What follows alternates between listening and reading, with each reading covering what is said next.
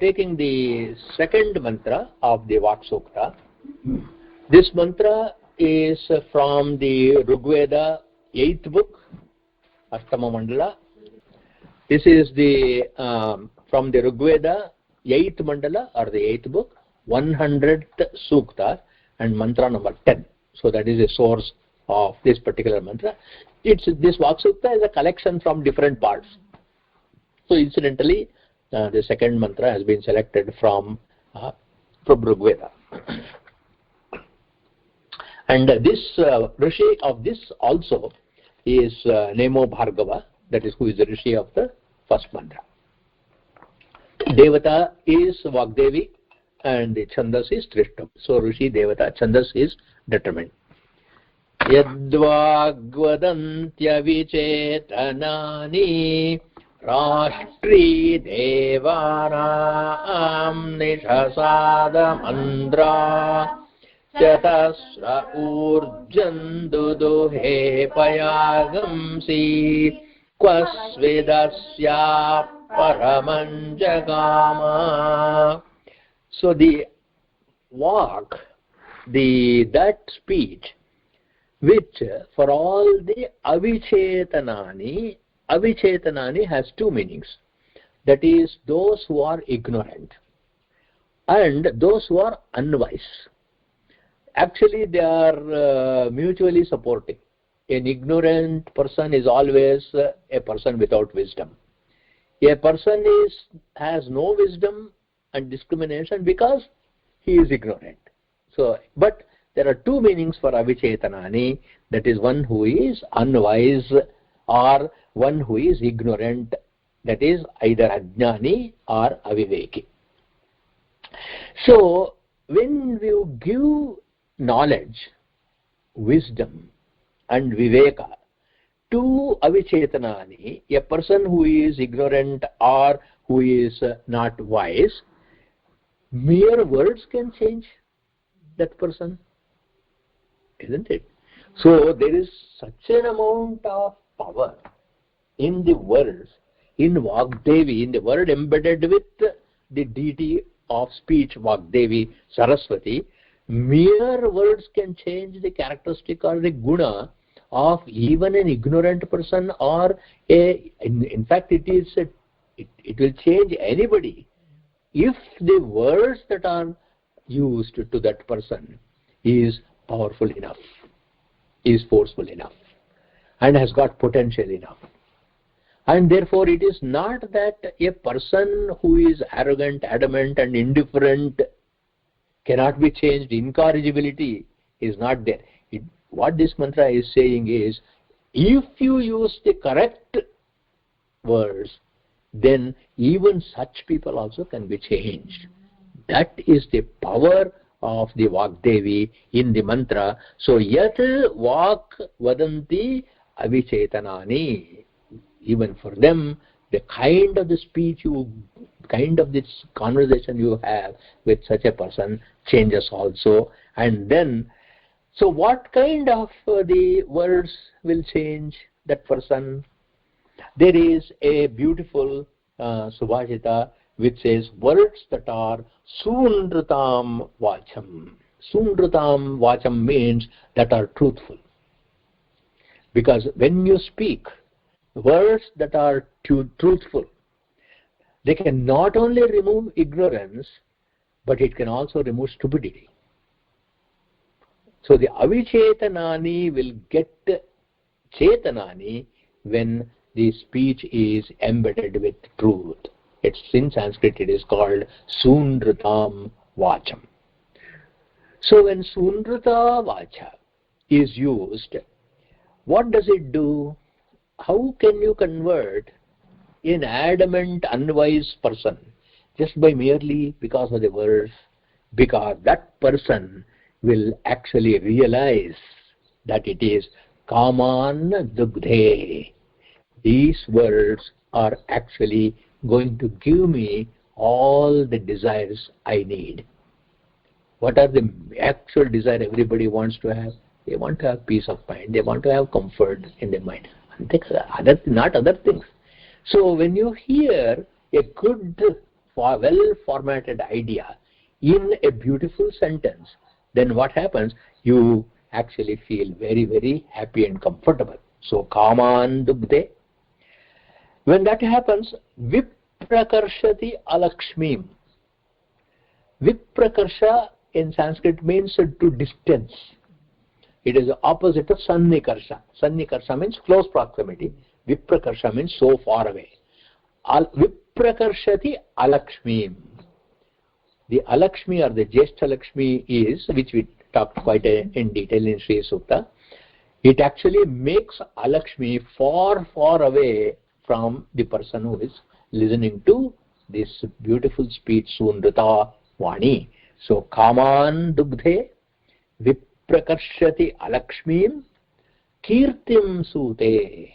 It gives for the person who is speaking and the person who is listening a good name and fame. Because society loves people who are truthful, it loves people who are upright. Sunrita Vani is the one which is admired by the whole society. And therefore, kirtim sute. Not only that, dushkritim yahinasti. Once a person has internalized the value of a noble life, whatever potentiality is there for evil acts, evil speech, evil thoughts, all of them are completely destroyed by this walk. And then,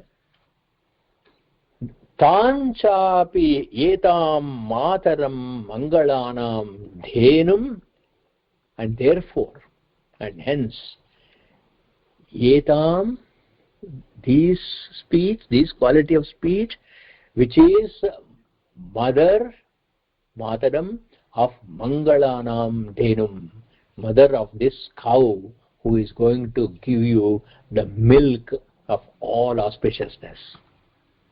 And therefore, dhiraha sunrutam vacham ahuhu. So the really intelligent people speak wholesome, truthful speech. So what happens when there is Vagdevi in a sentence? That sentence is pure speech called Sunrita Vak. That Sunrita Vak has the power to actually change even the very, very negative people. Only thing is that the skill must be there for the person who speaks. Who can speak like that? Only a Rishi can speak like that.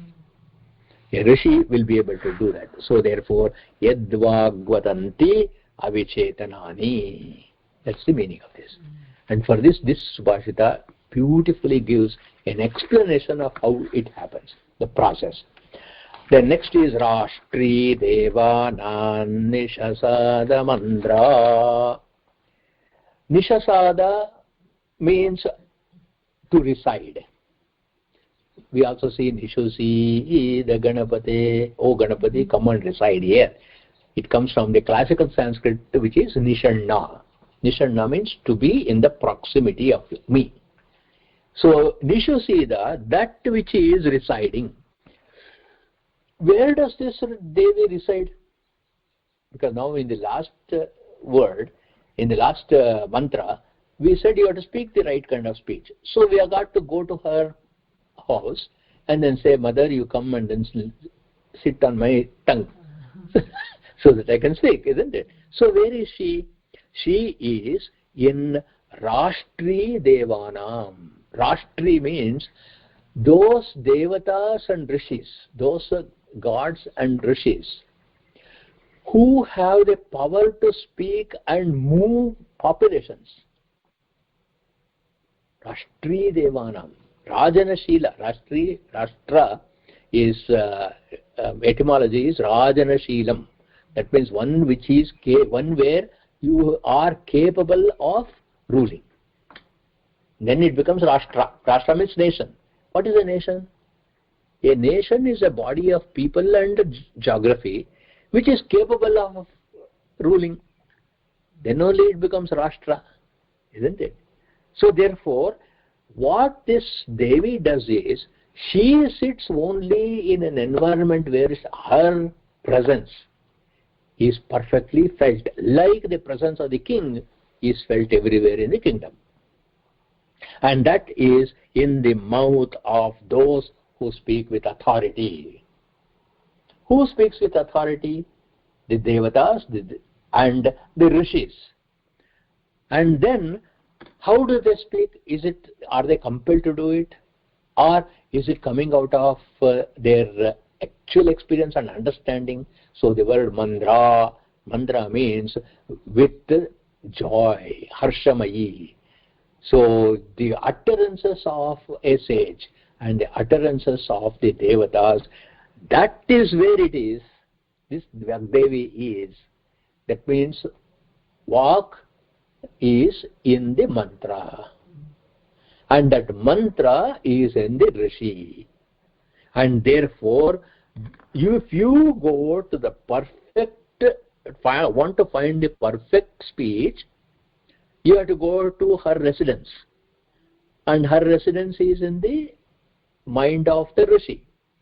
And the mind of the rishi expresses joyfully by the rishi in the mantra. And then you go there, and when you go to that residence, then the walk, what was the kind of the walk in Avichetanani? To remove the ajna. What is the quality of the walk that comes out of the mouth of a sage? It is something which gives joy even to the learned. Because a learned person has already experienced the joy of knowledge, isn't it? To that person, something more can be added. And that mandra means that walk which gives joy even to the jnanis. So, then what does, alright, I am a ignorant person, and as an ignorant person I heard this Daivi walk, and then I wanted to go and trace the origin, and I go to the rishi and the mantra, and from the mantra I get the harshamayi walk, the speech that is full of bliss. And when I get that, where do I find it now? Should I every time go there, or is it available everywhere? In other words, my ignorance and my unwise condition of my mind was removed, and now I have been in the proximity of the rishi with the mantra, and therefore I get a skill now to discover that such speech is all the time, always around me. I was never in the absence of its presence. And that's what the third mantra is saying, Chatasra urjam duduhe payamsi. Chatasra means in all the four directions. Urjam duduhe. Urja means wealth and strength, bala and aishwarya. Duduhe means it milks. So the walk which is there all around us, because of my ignorance I did not know, and therefore I had to go to the mantra of the rishi to discover that quality. Having experienced the quality of that mantra, I find that it is all around me. That means I understood and learned how to tune myself to listen to those unheard sounds.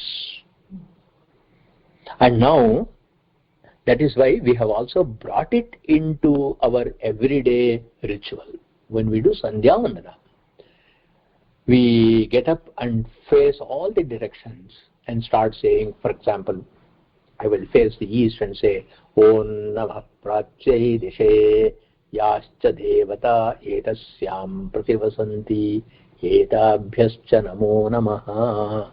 You face east and say, Om Namah Prachai Dishe, O, in the eastern direction. Those devatas and those rishis who are constantly thinking, I am hearing, I am listening to them. Their thoughts, I am listening.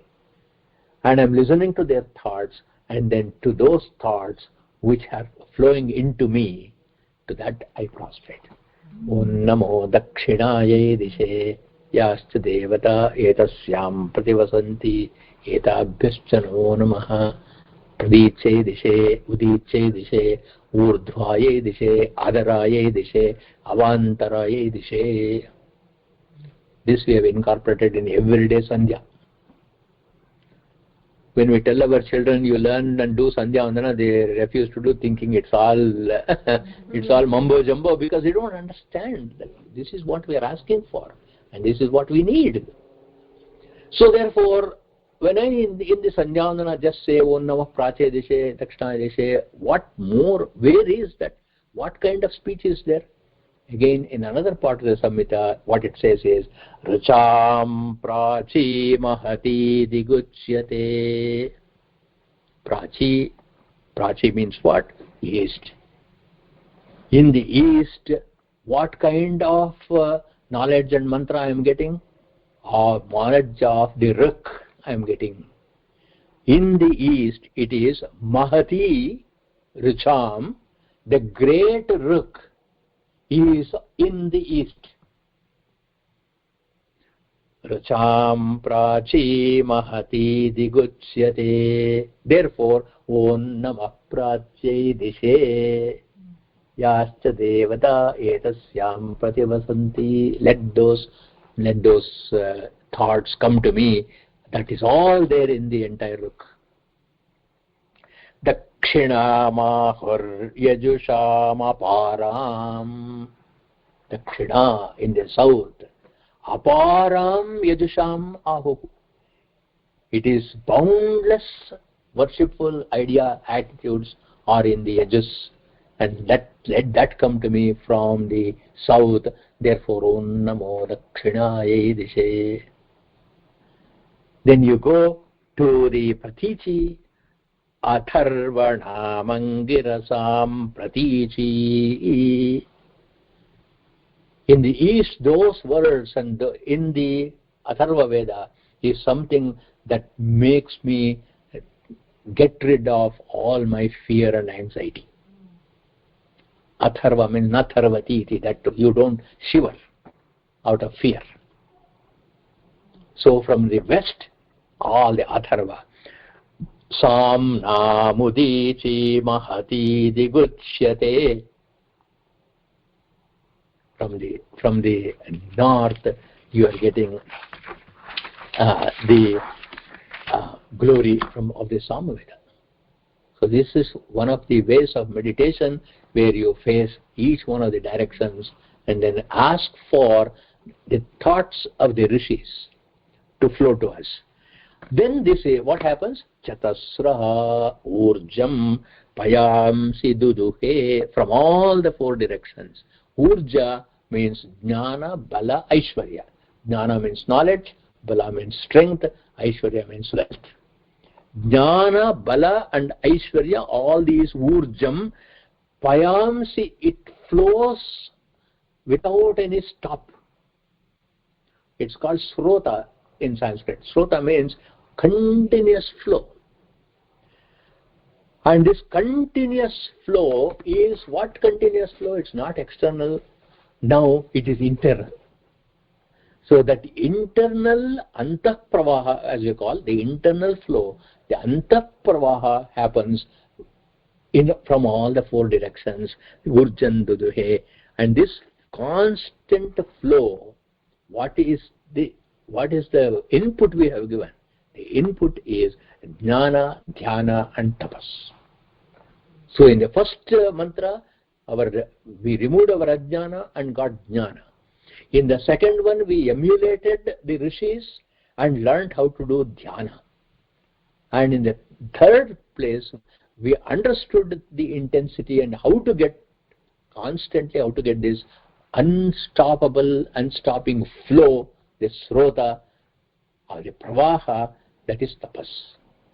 So first mantra represents jnana, second mantra represents meditation of jnana, and third phrase represents the tapas. Now the rishi is wondering, Kvasvitasyah paramam jagama. How and who knows the origin, Paramam, the origin of this Devi, Vak Devi, who knows? What have we found now? We have just found the word that is there in the mind of the Rishi. And we also found that these words are there in all the directions. And we found that it is a continuous flow. But from where is it coming? Where is the origin? And the Rishi is saying it is unknown. Unknown means it is Paravak, or in other words, it is Parabrahman, the absolute Brahman only. It comes from Parabrahman. So such verse is flowing through us, starting from the immensity of Parabrahman itself. And then the words, the beautiful, noble minds of the rishis, of such words, what it does is, it creates great comfort for us. And when it creates great comfort, what does it mean? It soothes the scorching heat of samsara. See, that is how you realize the power of these words. Physical discomfort due to heat, you can overcome by an air conditioner. You can overcome by a cool water shower. You can overcome by applying sandalwood paste, because this is what they used to do in the ancient times. And they used to do the pearl necklace. Pearl necklace is supposed to keep you cool all the time.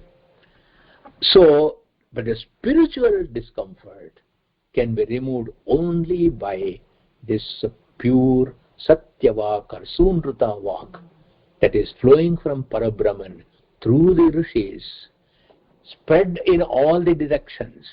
And when I have fine-tuned that, then what happens?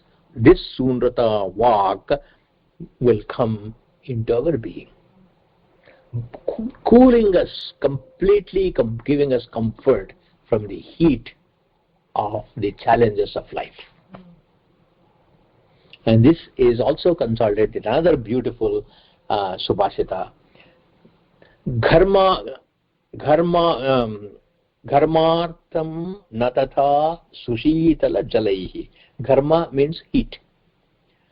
Artha means who is suffering from the intensity of the heat. Artho jijnasa arthati. Gharma artam. One who is suffering from the intensity of the heat of samsara.